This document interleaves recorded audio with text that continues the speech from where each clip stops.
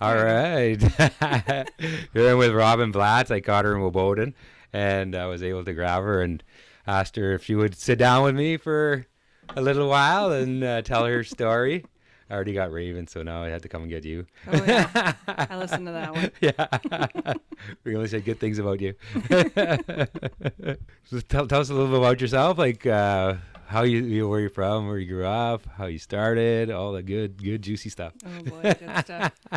I'm from Wabowden, the bright city lights of Wabowden. Beautiful Wabowden. Yeah, and born in Thompson, raised in Wabowden.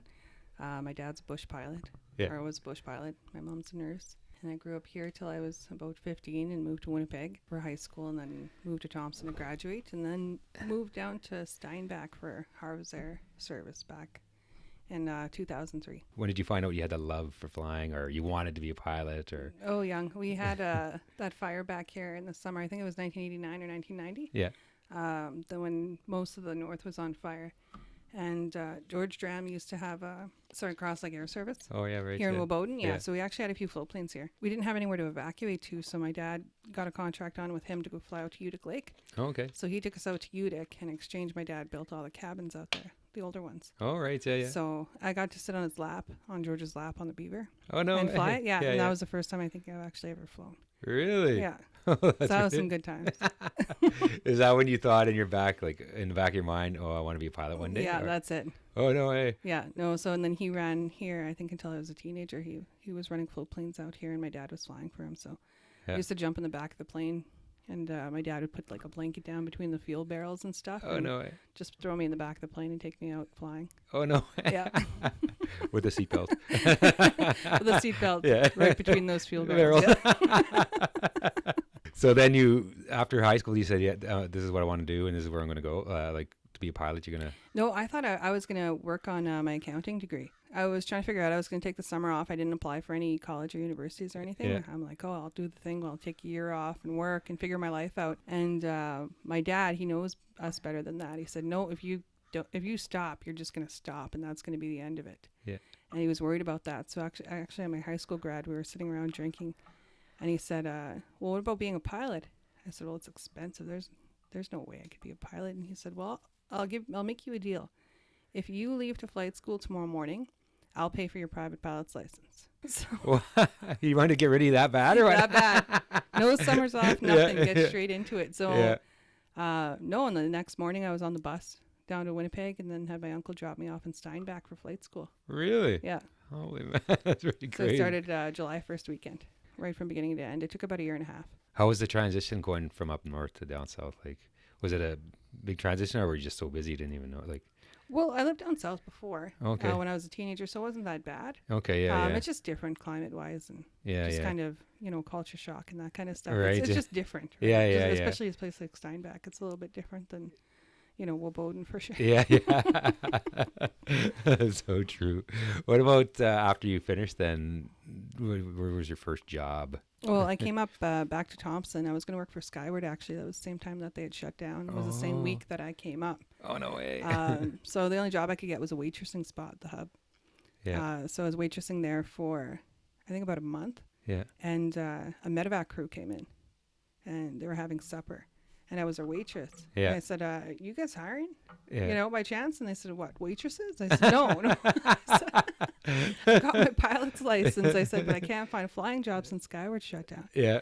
And they said, oh, Perimeter's hiring like crazy, so you should get in there and get online, for a ramp spot. Really? Yeah, and then it'll lead up to a flying job for you. Yeah. So I went in and applied, and the boss there, she hired me over a smoke break because they were swamped because they took everything over right away there. Yeah. So that was my first job. How was that, your first job? Was it? It was good. It was pretty good. How long did you ramp for and then? Well, I did a year, and then I ended up going on maternity leave for a year. Okay, yeah. And when I came back, they said that the year before didn't quite count. Oh. Yeah, so I'm like, okay.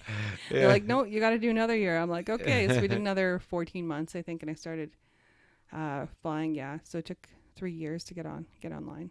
3 years. Flying as a first officer. Yeah. Yeah. And did you do the flying there? Did you do the metro? Is it nice? No, Beach 99. Oh, the Beach That's where we 99 just started, right. Yeah, I remember. Okay. That's right. The Beach 99 Beach days 99, when yeah. Bearskin convinced Perimeter to buy a couple of them there Yeah. to do their shorter routes. So, Right. no, I love that plane. Yeah, it was a nice plane. Me too. Yeah. And then when they discontinued the Beach 99s, went to the Metro. That was down in Winnipeg, and then I came back up north, and then I started working for you. So your second job was the absolute best job you've ever had in your life? Best job ever. Living the dream, right? Yeah, well, no, I remember when you came over, and one of the best decisions I ever made. Like once you found your footing and you got all your confidence, it was great. I never had to worry about you. Off you went. All the passengers loved you. Nobody complained, and then you became my chief pilot. So yeah, you did really good. Oh man, I miss those days. Yeah. Oh, I miss those days. How'd you like flying the Navajo when we were up there doing that stuff? It was fun. I love the Navajo. Yeah. It was, it's a little gutless of a plane considering the stuff you fly afterwards, but it's so much fun. Yeah. Like it's like this huge learning curve. If you can fly a Navajo single pilot up north, you can pretty well do just about anything afterwards. That's so it's true. Everything's easy peasy after that. Yeah, no, you're right. I miss that airplane too sometimes. And then what happened? Why'd you leave me? I never left. Sweeny, you left. No, and the Crayway shut down and hopped over to Wings Over Kissing and kept on with Corp Party contracts there. The same charters that we were doing, except then I was doing fishing freight charters too in the summer. All right, yeah. Yeah, so I did that for a couple of years and then got on with Medevacs. Oh, okay, yeah. Good old Medevacs. That's where I kind of switched because it was more of a consistent schedule, right? 2 weeks on, 2 weeks off. Instead of working 20 days a month, you're only working half the month for more pay. So it seemed like a good, next stepping stone at the time. That's where I met Raven and all that good stuff happened. The famous CBC. Two amazing, beautiful pilots flying around the north. It's got to be tough kind of try to balance all that.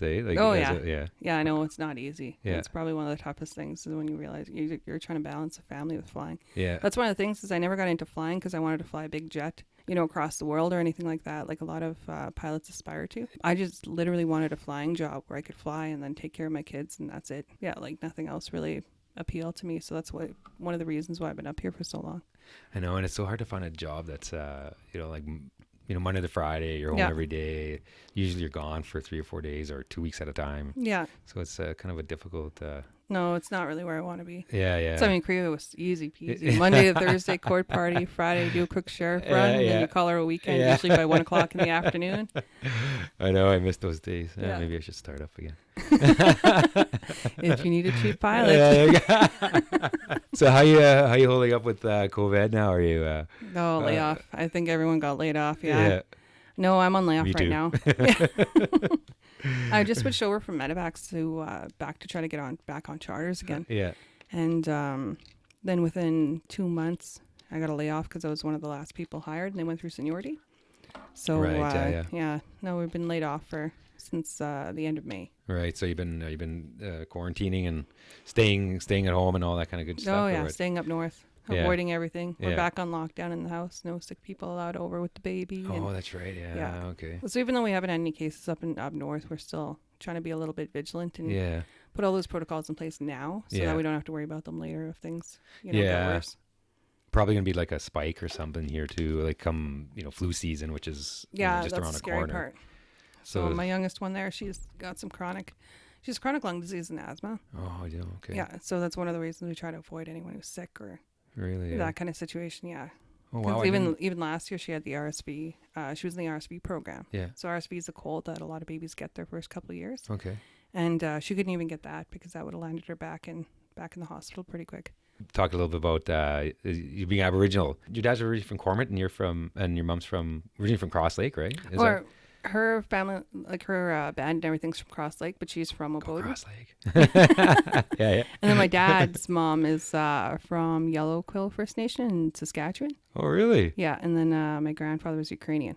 Oh, okay. And they settled in Cormorant, yeah. So a little bit of both, but I'm registered in Cross because my mom's full with Cross, yeah. So me and all my kids are Cross Lake First Nation. Treaty First Nations. All right, good. Yeah. Welcome to the club. It's the cool club. The cool club. Any challenges like being Aboriginal, kind of going from the north to the south? also being Aboriginal and a woman and I just found out the exact number from Raven, that it's like 5% in Canada that are women and 6% in the US out of all the pilots flying. Yeah. Which I was absolutely shocked about. I thought it was a lot higher, the number, right? But well, I think we think that because we all know of a female yeah, pilot, right? yeah. But when you think about it and you think about how many male pilots you know, I mean, it's huge, Right. But I feel like we don't realize it. The women are a little more memorable in Yeah. a way because they're more unique. Yeah. And they're a little bit different. But yeah, when you actually sit there and look at the numbers, I'm pretty sure only 5%. Yeah, I couldn't believe that. And I was looking, only 4% of pilots have Indigenous background. It's either Métis, First Nations, Yeah. or Inuk. Really? Eh? Yeah. Wow. So we're 5% of 4% of the pilot population. Which is a small number. That's incredible. I know, and it's one of those weird things. Like even moving down south, like the culture shock and all that factor, right, kicking in, and then kind of dealing with that, and then you go into something like aviation where there's few minorities to begin with, right, and even when I was in flight school, like I knew about guys like my dad, I knew about you, Yeah. And then all George's old bush pilots up here, right? Right. Like, there used to be more recreational flying up here. That's right. So there used to be a lot more Indigenous pilots back, in my dad's day. And then now there was like nobody in my generation that was coming through. So that was kind of a weird one. So when I went to flight school, I went to flight school with 5 other treaty guys from Puck the Paw and Cross Lake. Yeah. Yeah. But none of them really understood what I was going through at the same time trying to figure out flying, because you already have all these stereotypes against you just from being a woman in aviation. That in itself is kind of a pain, but then you're also dealing with the Indigenous side where people treat you a little bit differently because you're a minority as well. Right, yeah. So you kind of have both of those, and it gets a little bit lonely. Like it was really lonely. Yeah. Right? Because there's nobody that you can really talk to that's going to relate with everything that you're talking about. Right. So that was one of the reasons why I pulled Raven in and was like, hey, my sister. you know what you're going. Yeah. Can we be cousins? Yeah. Did you get a lot of pushback because you're a woman? Like, or did you find yourself, fighting a little bit harder? And the reason I ask is my daughter's, starting her commercial, and I didn't realize that number. And I told her I'm talking to like Robyn and Raven, and make sure you listen because they might have some good advice for you, and what to look for, and some of the challenges they faced. And yeah, it's still such a small number. No, so. It is, and there is some pushback, because when you first apply for jobs, I think there's a lot of advertisement in the market that they're trying to make it more equal. Right. And what that gets misconstrued is if you have less time, you're still qualified for the position. Right.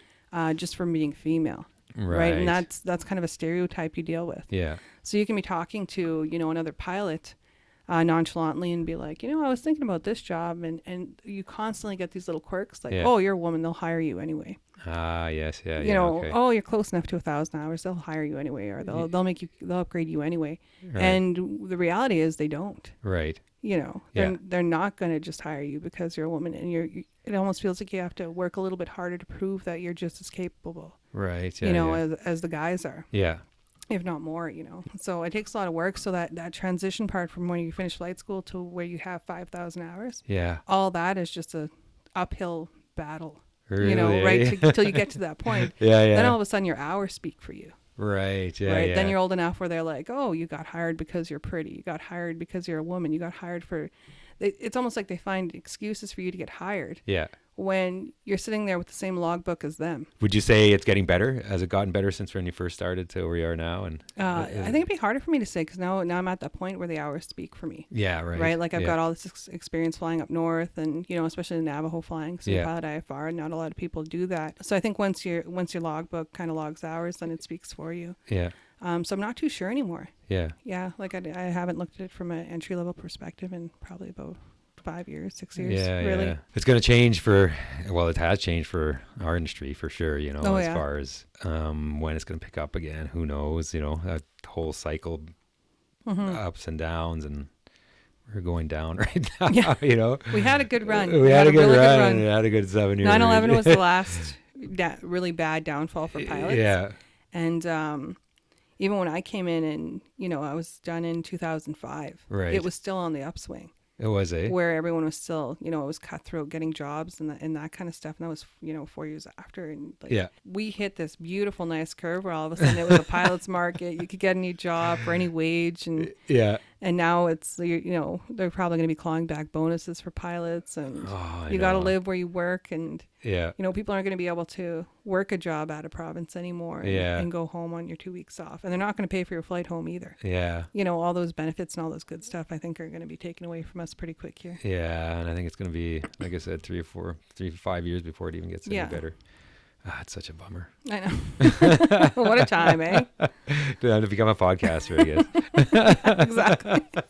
Lots of time on my hands. Are you always going to stay up north? Is that kind of your plan? Like to stay up here, you don't have any aspirations to go down south? No, that was always my plan, was to try to stay up north. Yeah. Yeah, I know. You just feel more connected when you're closer to home, right? Yeah.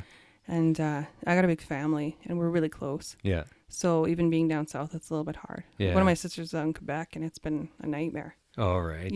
We're so used to seeing each other all the time and spending each other, time all the time. Yeah. And then now we see her maybe once a year, and we didn't even get to see her this summer because of COVID.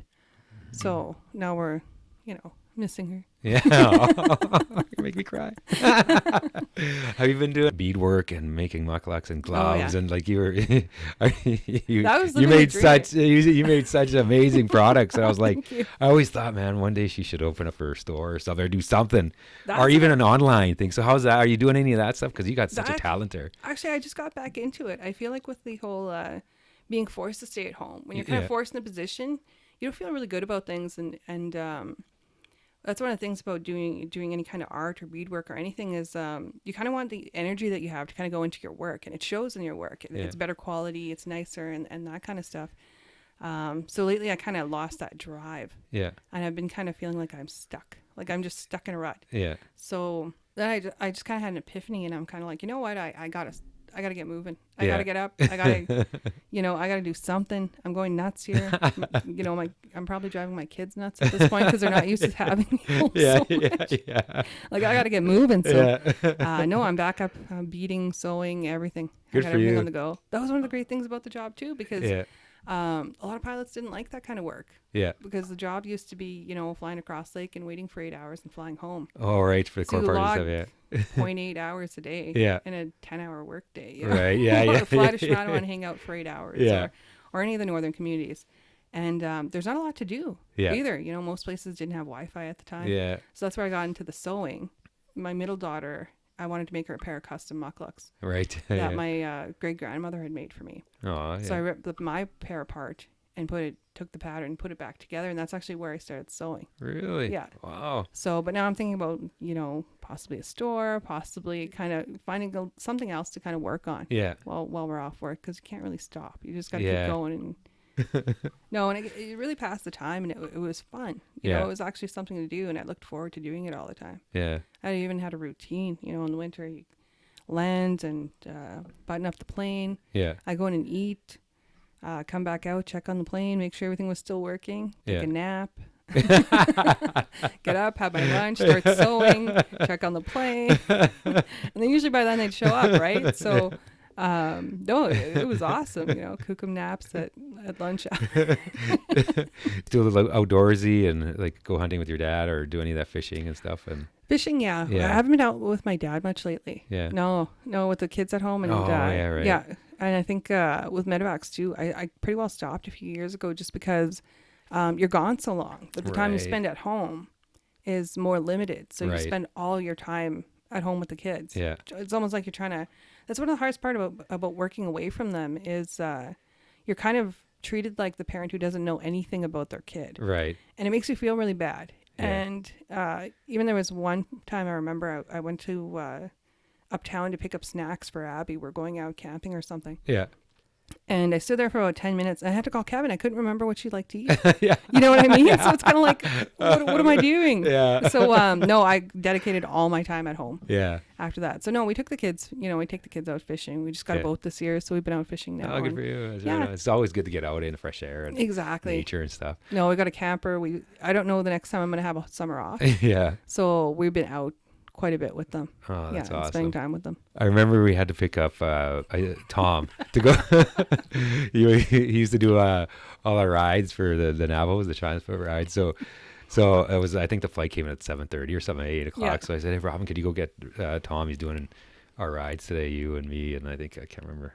he came back in the, and then you went to get the plane ready because I think you were doing your ride first. And then Tom comes in and he goes, says, tell me, he says, oh, I said, I've never experienced this before. I said, why, what happened? So, oh, Robyn came and got me, and then we're driving back, and then we just turned up on the airport road here. She's driving, and then all of a sudden there's a chicken on the road, and I could swear she actually pressed down the gas to go a little faster. She hits the chicken, stops the car, backs up, jumps out, goes to the chicken, guts it right there, throws it in the back of the truck, jumps in and goes, that's my lunch. And then that's he still tells that story. Oh, I know. I couldn't believe it. It was so fun. I said, yeah, Robyn loves hunting. No. To be fair, I was pregnant. I was pregnant and I was craving fried chicken and fish eggs. Yeah. So when I saw that chicken, that was my meal right there. Didn't have a chance. No, that poor chicken had no chance. And I apologized to him too. I dropped my head and I said, I'm so sorry I have to do this. Yeah. I'm pregnant. And I've had this bad craving for 2 weeks for fried wild chicken. That was so funny. Yeah, he said, I never experienced that in my life. Probably never will again. He said, No, there's a certain kind of pilot that does stuff like that. Yeah. You probably thought you weren't paying me very well. Yeah. He's like, what are you paying her? She has to kill her own food to eat. Roadkill? Really? Anything else on the go, or are you just kind of, going to go with the flow, see how things move, or any other projects going on, or any? No, just on hold. Yeah. I applied back to do the court parties again. Okay, yeah, right. I had a little hiatus there with medevacs and had good times, and then we had a really, really rough year last year. Yeah. And after last year, I decided I needed to get a better. My life didn't need to revolve around flying anymore. It needed to be more about family. Right. And I need to be closer to my kids and be there for them every day. Yeah. So I switched jobs and got on with the company that has the RFP now for the court party. But in that process, the additional screening process, I ended up getting washed out. Right. And they decided that I couldn't fly for them. So I'm disputing that right now. I'm fighting that. Otherwise, I'm stuck back to medevacs and I'm back to square one. But that's basically kind of my project right now, is trying to get that, removed so I can just go back to my regular Monday to Friday. And right. Yeah. It's not for Tim Sweeny, but Yeah. Free way the only way. Exactly. But it's still the same, and a lot of the same people that we used to fly. Yeah. A lot of familiar faces, a lot of, regular Monday to Friday, hanging out all day. That kind of stuff. That's exactly what I was going back for. So it was kind of disappointing being kind of washed out of the process and being told no. Yeah. Especially when you did it for so long. We did, and you 5, were great. 6 years. And everyone loved you, like all the just because they trusted you, right? They felt safe with you, and they knew you did that a million times, and you knew the area. Yeah, we did that. We were so dedicated to them. That was one of my favorite things about that job. Yeah. That's why I fell in love with charters, is because you get to go that extra mile without being penalized for it. Yeah. Whereas you're doing freight, there's nobody there. Right. Medevacs is super rewarding in itself because you're helping people. Right. Right. But charters, you can kind of, go above and beyond for customers, and you're really working, to make people happy. And that's what I liked. I even had that catering company and wake up at 5 a.m. and make lunches every day, right? Yeah.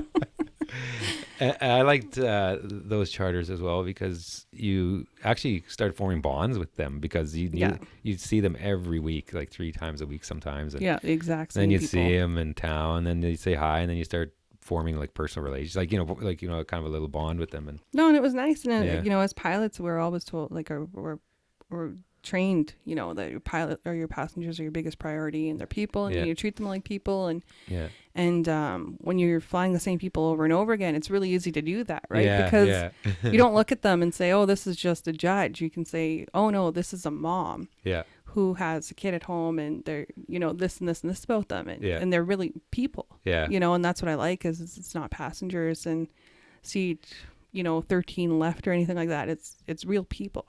Share friends, right? And then half the time I'd go to Cross Lake and, oh, hey, cousin. My cousin's coming in the plane. What do you do? Nothing. Oh, I'm okay. With on their chain and handcuffs. That's the best part. You ask them, what'd you do? And they all say nothing and look at the sheriff. Yeah, right? Because I'm not going to incriminate myself. Yeah. You're just such a small community, right? Yeah. And we have huge families too, right? Like that's another thing too. And No, that's what I mean. That's where I was washed out. Was they were kind of like, oh, you're a bit of a conflict. Yeah. I'm like, well, of course I'm going to be a conflict. I've been living in my Thompson my entire adult life. Yeah. You know what I mean? And also with my mucklucks and everything in my business, I can't really pick and choose who I'm going to sell my mucklucks to. Yeah, right? exactly. Yeah. So no, I feel like I don't think we would have done too bad or too well back in the day if we had that screen. I know. Oh my God. Have you ever flown anyone you've known? And I'm like, yes, I have. Yes, I have. Yeah, so that's too bad. I'm hoping we can get it kind of worked out and under review, and because it really restricts who can apply. Yeah, you know what I mean. Yeah. So I don't know about you apply. Or anybody from up north, basically, or Thompson, it kind of really limits who's allowed to work for them. Yeah. So that's unfortunate, but that's kind of what I'm working on right now too, right? And at the same time, I'm working on possibly a trading post. Yeah. In Thompson, and I'm trying to get a few things on the go, so I'm not just sitting at home anymore. Yeah. Well, I always known you to be very ambitious and smart, and determined and a go-getter and stubborn. Stubborn as all hell. So I know whatever you do or whatever direction you go, you'll do well. You just got that drive. Yeah, and you were my best pilot I ever had. So I miss you. Thank you. Sorry, Adam. Sorry. Yeah. Sorry, Adam. We love you too. Yeah, we love Adam too. I miss you too, Adam. Yeah. So how do you feel about religion? Here we go. No, just kidding. That's what I mean. Like you kind of have to be willing to go against the grain a little bit. Yeah. If you're not willing to go against the grain and kind of go with the flow all the time, you get kind of lost. Yeah. In the mix. Yeah. Because even that's one of the things that people don't realize is even in aviation, there's culture. There's cultural barriers for Native people. So we are dealing with cultural barriers at the same time we're dealing with everything else.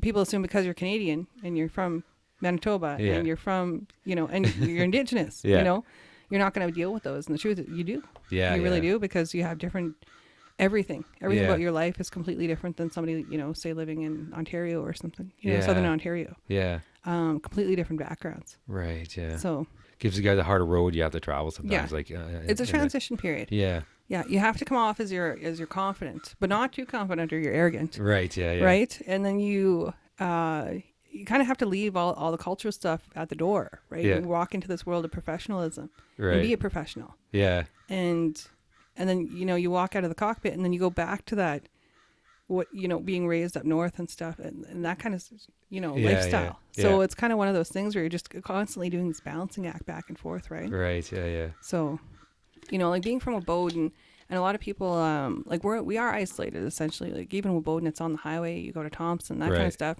But you don't really get to experience the north much. Yeah. It's almost impossible to get to go Gillam and go to Shamattawa and go to these places, right? That's right, yeah. And when you start at a company, especially a big company with people who aren't from here, you hear all those horrible, awful things about all these places. And I'm like, what are you talking about? I'm from Wabowden, we're fine. Yeah. They got to be just like me, right? Yeah. And then you're able to actually travel and kind of dissect that and be like, you know what? No. It's really not. You know what I mean? I'm perfectly fine going out there and walking down the street and making friends and connecting with people all over the north. That's what I love. Yeah. So when you're holding for that 4, 6, 8 hours of court, you get to meet people. That's true. Yeah. And that's probably one of my favorite parts was kind of being able to actually experience the north and see it. Yeah. And then turn around and say, no, there's something wrong with you. Yes. You can't come here from the suburbs. Yeah. Do some flying. Yeah. And act like you have some street cred or something, when you go home. I roughed it out and God's like narrows for a day. Yeah. Yeah, right. You were fishing off the dock. It's not, these places aren't as bad as everyone hypes them up to be. Every place has their bad apples, right? But as a whole, none of these communities are really that bad. Like in Brochet, Lac Brochet. Oh, yeah. When you go up there, like you said, you'd be up there for, 5-6 hours, then you start getting to know the airport guys, and the next you're at their house for lunch, and they're bringing you fish, and that was if you hang around the airport long enough and you look a little sad that somebody brings you some lunch, right? Yeah, exactly. I remember that time the airport manager came out. Oh geez. But it's true, you meet a lot of good people, and the communities. The community itself is gorgeous, and the people are great, and I feel like that's literally every northern community in a nutshell. Yeah. Building those, relationships, those bonds, the networking and that, that kind of stuff. It's nice to be able to to support the North Yeah. and to have something to back it up with. Yeah, no, that's so true. You know, because Yeah. you can defend anyone as much as you want, but if you don't have the time there and the experience there and, you know, meet the people there, then you're never really going to know. It's all based on hearsay. Yeah, it's true. So it's nice to kind of debunk some of the stuff that people have to say. I think it's all about perspective, and I've always had a great time, and love the North. And what are you in favor of the lockdown or no? Like, you know how they locked everything down, and Yeah, I'm indifferent. Okay. I'm kind of in a weird spot, right? Yeah. Because on the one hand, it makes sense. Yes. Okay, it does make sense for a temporary period. Right. And, you know, I feel like everyone was under the impression that it was going to be temporary. Yeah. And give us time. That's what I thought the government was saying, was give us time to come up with solutions. Right. Right. To either deal with this overflow of patients, like just slow the curve. Yeah. It was never to actually stop it. Right. But I mean, it's disappointing to see the product, like especially small businesses that aren't surviving. Oh, I know. You know, it's a killer for them. Yeah. You know, it'll get better, but I think it'll get a lot worse, especially when all the government programs stop, like the CERB and the wage subsidy programs and stuff, and there are no jobs. So what are you going to do, right? Exactly. That's when I think it's going to get a little bit worse. And then, we're all pretty resilient, and we always kind of find a way, human nature, Absolutely, is to survive, right? But you got to go. So yeah, get back to that baby. Back to the baby. So I appreciate you coming on. Absolutely. And Robyn Shlachetka Blatz, if you ever see her, say hi. But thank you again, Rob. I really appreciate you. You're such an amazing woman and strong. And I've always I always felt lucky that I had got a chance to spend those 3-4 years with you together flying. And we'll have you back on again. All right. An update. Yes. Yes. Okay. Post-COVID. Post-COVID. All right. Take care. Thanks. Bye. Bye.